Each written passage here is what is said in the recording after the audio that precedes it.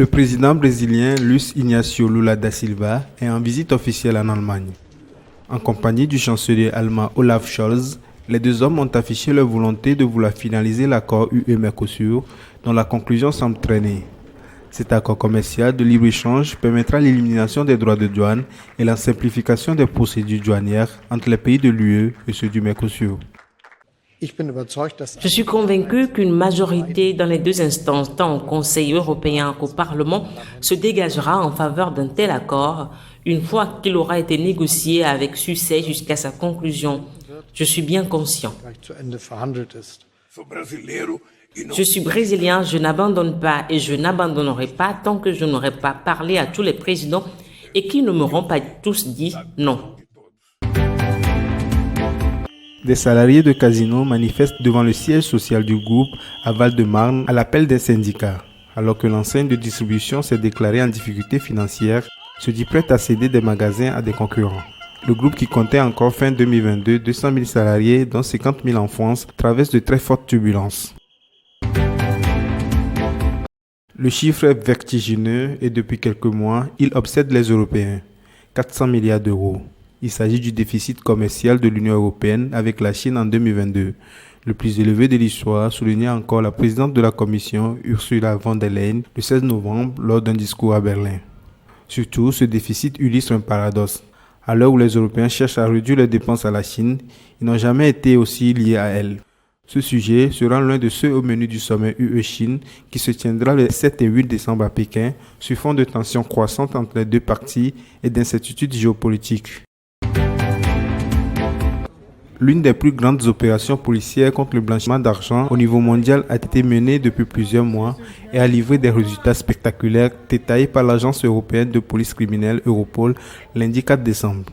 L'opération, dirigée par les Pays-Bas et impliquant 25 autres pays sur plusieurs continents, a été organisée en collaboration avec quelques 2800 établissements bancaires, des entreprises comme Western Union, TripAdvisor et des sociétés informatiques, ainsi qu'Interpol et Eurojust, l'unité de coopération judiciaire des 27.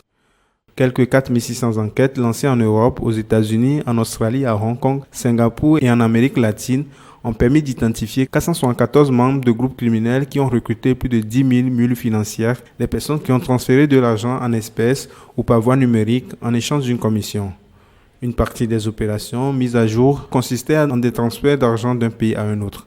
Dans d'autres cas, des mules voyageant sous une fausse identité ouvraient des comptes à l'étranger. La capacité hôtelière de la Côte d'Ivoire serait-elle suffisante pour accueillir l'afflux de visiteurs attendus pendant la Coupe d'Afrique des Nations en janvier 2024? La question est posée.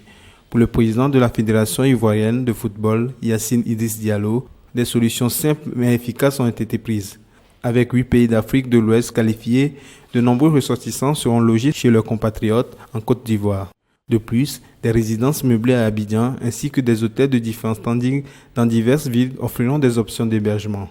Le président de la FIF affirme que le comité d'organisation est prêt à accueillir environ 2500 personnes, y compris les équipes et le personnel de la Confédération africaine de football. Abidjan, San Pedro, Bouaké, Yamoussoukro et Korogo seront les 5 villes hôtes de la 34e édition de la Coupe d'Afrique des Nations. Les ventes mondiales d'armes des 100 plus grandes entreprises de défense ont connu une baisse de 3,5% en 2022, d'après un rapport du CIPRI. Cette diminution surprenante dans un contexte de tensions géopolitiques accumulées est attribuée aux problèmes de production liés à la demande croissante amplifiée par la guerre en Ukraine. Les revenus ont atteint 597 milliards de dollars avec une forte baisse de 7,9% aux États-Unis, principalement due aux difficultés liées à la chaîne d'approvisionnement et à la pénurie de main-d'œuvre liée à la pandémie du Covid-19. Les États-Unis restent néanmoins le principal contributeur, représentant 51% des revenus mondiaux d'armement en 2022, avec 42 entreprises américaines parmi les 100 premières au niveau mondial. Les fabricants d'armes russes ont subi une baisse significative de leurs revenus, chutant de 12% à 20,8 milliards de dollars, comme l'indique le rapport. Total Energy va vendre sa participation dans la raffinerie sud-africaine National Petroleum Refinery au britannique Prasco.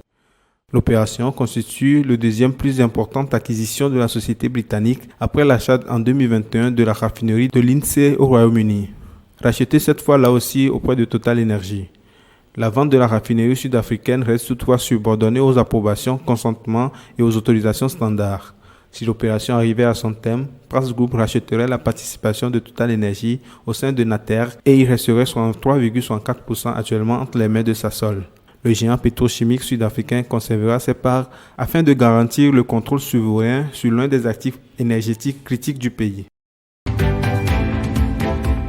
Selon un communiqué de la Banque africaine de développement, 9 pays africains ont officiellement exprimé leur souhait de rejoindre le consortium des systèmes de stockage d'énergie par batterie.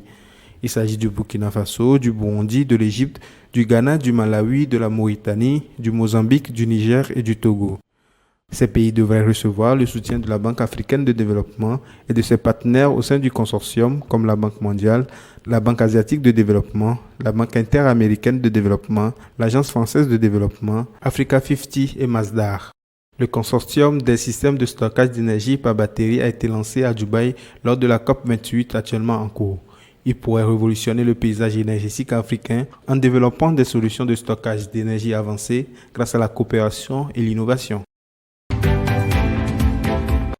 Une facilité d'assurance d'$1 milliard vient d'être mise sur pied par la Banque africaine de développement pour protéger les agriculteurs africains contre les conséquences du changement climatique. Appelée Facilité africaine d'assurance contre les risques climatiques pour l'adaptation, cet instrument financier est conçu pour protéger les agriculteurs et les pays contre les phénomènes météorologiques catastrophiques et pour stimuler les investissements du secteur privé grâce à l'atténuation des risques.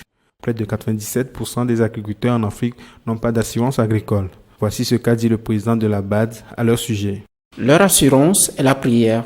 Lorsqu'ils sèment, ils prient pour qu'il pleuve. Lorsqu'ils récoltent, ils prient pour qu'il n'y ait pas de pluie ou de ravageurs. Lorsqu'ils commercialisent leur récolte, ils prient pour que les cours ne s'effondrent pas.